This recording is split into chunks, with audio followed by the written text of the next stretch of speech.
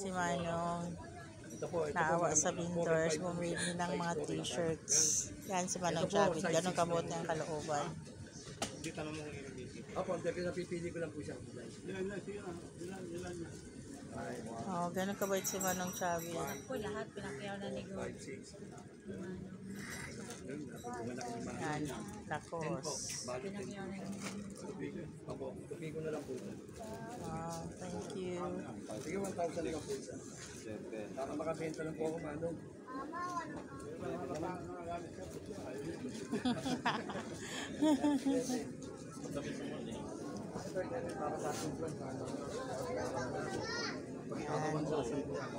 Ganun kabuti ang kalooban ng Manong Chavit.